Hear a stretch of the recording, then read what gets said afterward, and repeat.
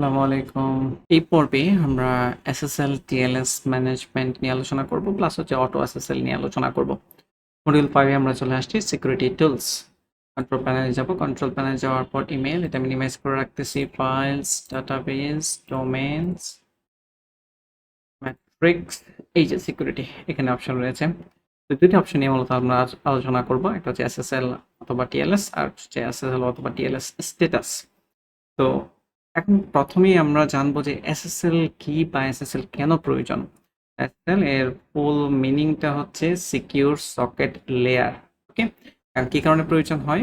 যখন কোনো আপনার ওয়েবসাইটে ভিজিট করেন তখন এরকম প্যাডলক দেখেন, ঠিক আছে? এখানে যদি আপনি ক্লিক করেন তখন দেখা যাবে যে কানেকশন সিকিউর। এখন এই কানেকশন সিকিউর দিয়ে আসলে কি মিন করে? এটা দিয়ে মিন করে আপনি ইউজার, ধরেন আপনি এই ওয়েবসাইটে ভিজিট করতেছেন, আর হচ্ছে আপনার সার্ভার। তো যখন আপনি কোরাস ফাউন্ডেশন ডট, সরি আপনার সার্ভার না, মানে ওয়েবসাইটের যে ওনার তার সার্ভার।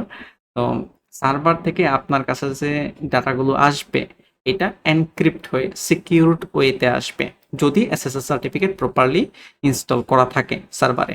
ওকে, আর যদি আপনার এরকম প্যাডলক না থাকে, সিকিউর যদি ওয়েবসাইট না থাকে, তখন ওটা সার্চ ইঞ্জিনের জন্য ভালো না, র্যাঙ্কিংয়ে প্রবলেম ক্রিয়েট করবে, মানুষজন আপনার ওয়েবসাইট ট্রাস্ট করবে না।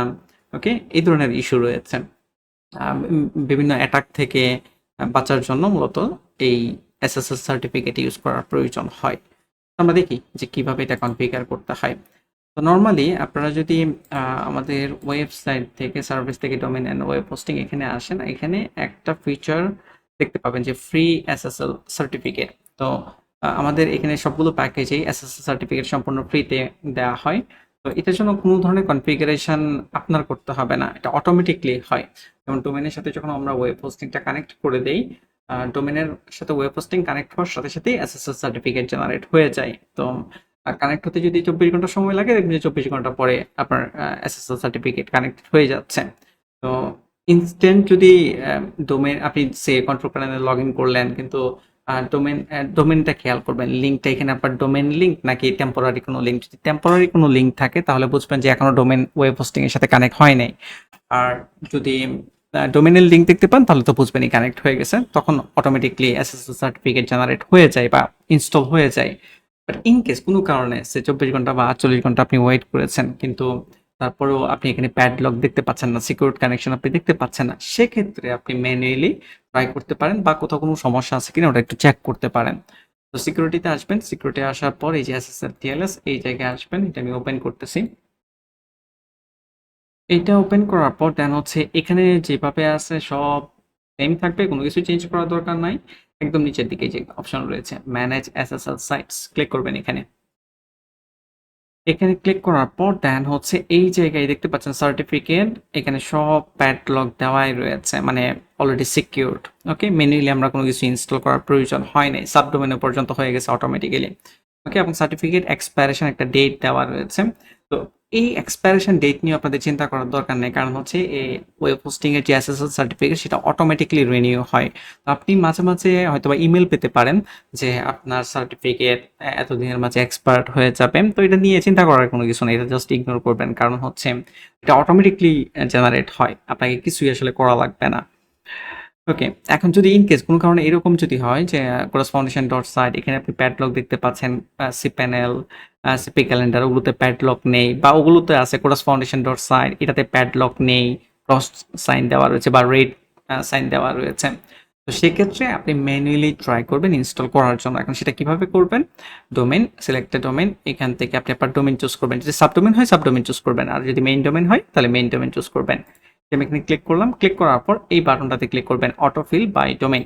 ক্লিক করতেছি আমি এখানে, ক্লিক করার পর দেখতে পাচ্ছেন সার্টিফিকেট অটোমেটিকলি অ্যাড হয়ে গেছে, প্রাইভেট কি সবকিছু অ্যাড হয়ে গিয়েছে। দেন হচ্ছে জাস্ট ইনস্টল সার্টিফিকেট, এখানে ক্লিক করবেন। তো আমাদের অলরেডি ইনস্টল করাই আছে, তো এখানে আর ক্লিক করার প্রয়োজন নেই। ওকে, বাট আপনার যদি আপনি যদি ক্লিকও করেন, সে আমি যদি ইনস্টল সার্টিফিকেট এখানে ক্লিক করি, দেখবেন যে this certificate was already install, properly installed অবস্থায় রয়েছে, আমাদের আসলে কিছু করার দরকার নেই। ওকেতে ক্লিক করতেছি, তারপর উপরে যাচ্ছি। উপরে যাওয়ার পর যদি কখনো এরকম হয়, কোনো ইস্যু যদি আপনি ফেস করেন, সে আপনি ইমেল পাচ্ছেন এক্সপায়ার্ড হয়ে যাবে, বা ওরকম ইমেল না, অন্য কোনো ধরনের ইমেল পাচ্ছেন, সেক্ষেত্রে আপনি চাইলে সার্টিফিকেট আপডেট করে দেখতে পারেন ইস্যুটা রিসলভ হয় কিনা, বা আনইনস্টল করে আবার নতুন করে ইনস্টল করতে পারেন। এই যে অপশন কিন্তু এখানে আছে, আপনি চাইলে স্পেসিফিক ডোমেইনের জন্য আনইনস্টল করতে পারবেন, আবার নতুন করে ইনস্টল করে দেখতে পারেন। সার্টিফিকেট প্রয়োজনে আপডেটও আপনি করতে পারবেন। ওকে, তো এখান থেকেই মূলত আপনারা এসএসএল সার্টিফিকেটটা ইনস্টল করতে পারবেন বা মেনটেন করতে পারবেন। ওকে, আর হচ্ছে আমরা একটু অটো এসএসএল ওই অপশনটাতে যাই। এসএসএল টিএলএস স্ট্যাটাস, যেটা সরি অটো এসএসএল তো বললামই, সব কিছু অটোমেটিকলি কাজ করবে।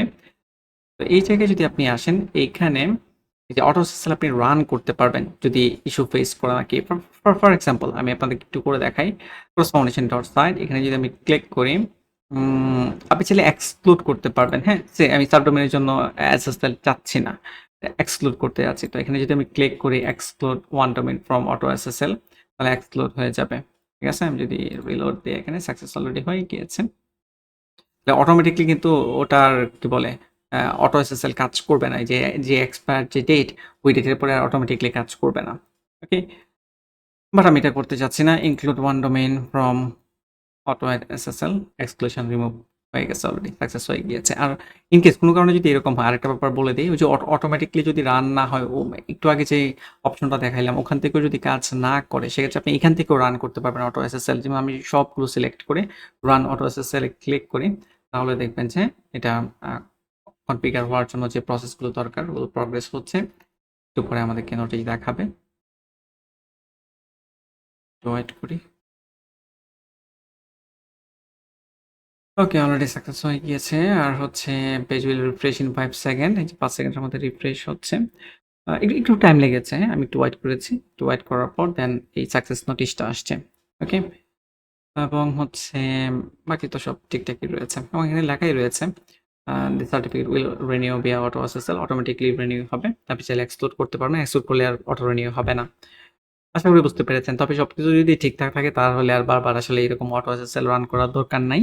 আর যদি কোনো ইস্যু ফেস করেন, তখনই মূলত আপনি এটা রান করে সলভ করার চেষ্টা করতে পারেন।